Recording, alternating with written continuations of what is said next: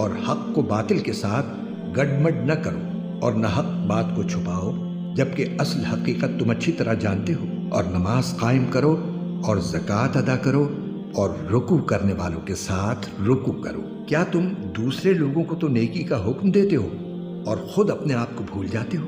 حالانکہ تم کتاب کی تلاوت بھی کرتے ہو، کیا تمہیں اتنی بھی سمجھ نہیں؟ اور صبر اور نماز سے مدد حاصل کرو۔ نماز بھاری ضرور معلوم ہوتی ہے، مگر ان لوگوں کو نہیں جو خشوع یعنی دھیان اور عاجزی سے پڑھتے ہیں، جو اس بات کا خیال رکھتے ہیں کہ وہ اپنے پروردگار سے ملنے والے ہیں اور ان کو اسی کی طرف لوٹ کر جانا ہے۔ اے بنی اسرائیل، میری وہ نعمت یاد کرو جو میں نے تم کو عطا کی تھی، اور یہ بات یاد کرو کہ میں نے تم کو سارے جہانوں پر فضیلت دی تھی، اور اس دن سے ڈرو جس دن کوئی شخص بھی کسی کے کچھ کام نہ آئے گا، نہ کسی سے کوئی سفارش قبول کی جائے گی، نہ کسی سے کسی قسم کا فدیہ لیا جائے گا، اور نہ ان کو کوئی مدد پہنچے گی۔ اور وہ وقت یاد کرو جب ہم نے تم کو فرعون کے لوگوں سے نجات دی، جو تمہیں بڑا عذاب دیتے تھے، تمہارے بیٹوں کو ذبح کر ڈالتے اور تمہاری عورتوں کو زندہ رکھتے تھے۔ اور اس ساری صورتحال میں تمہارے پروردگار کی طرف سے تمہارا بڑا امتحان تھا۔ اور یاد کرو جب ہم نے تمہاری خاطر سمندر کو پھاڑ ڈالا تھا، چنانچہ تم سب کو بچا لیا تھا اور فرعون کے لوگوں کو سمندر میں غرق کر ڈالا تھا، اور تم یہ سارا نظارہ دیکھ رہے تھے۔ اور وہ وقت یاد کرو جب ہم نے موسیٰ سے 40 راتوں کا وعدہ ٹھہرایا تھا، پھر تم نے ان کے پیچھے اپنی جانوں پر ظلم کر کے بچھڑے کو معبود بنا لیا۔ پھر اس سب کے بعد بھی ہم نے تم کو معاف کر دیا تاکہ تم شکر ادا کرو۔ اور یاد کرو جب ہم نے موسیٰ کو کتاب دی اور حق و باطل میں تمیز کا معیار بخشا تاکہ تم راہ راست پر آؤ۔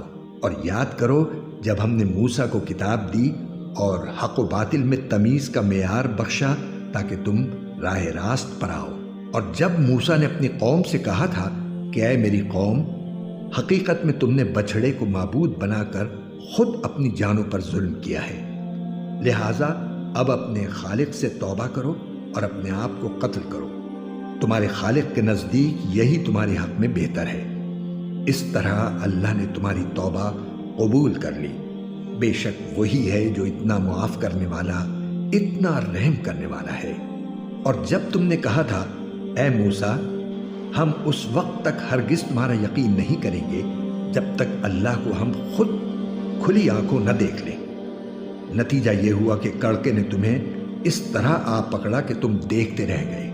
پھر ہم نے تمہیں تمہارے مرنے کے بعد دوسری زندگی دی تاکہ تم شکر گزار بنو، اور ہم نے تم کو بادل کا سایہ عطا کیا اور تم پر من و سلوہ نازل کیا، اور کہا کہ جو پاکیزہ رزق ہم نے تمہیں بخشا ہے شوق سے کھاؤ۔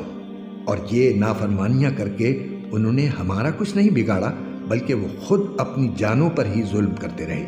اور وہ وقت بھی یاد کرو جب ہم نے کہا تھا کہ اس بستی میں داخل ہو جاؤ اور اس میں جہاں سے چاہو جی بھر کر کھاؤ، اور بستی کے دروازے میں جھکے سروں کے ساتھ داخل ہونا اور یہ کہتے جانا کہ یا اللہ، ہم آپ کی بخشش کے طلبگار ہیں۔ اس طرح ہم تمہاری خطائیں معاف کر دیں گے اور نیکی کرنے والوں کو اور زیادہ ثواب بھی دیں گے۔ مگر ہوا یہ کہ جو بات ان سے کہی گئی تھی، ظالموں نے اسے بدل کر ایک اور بات بنا لی۔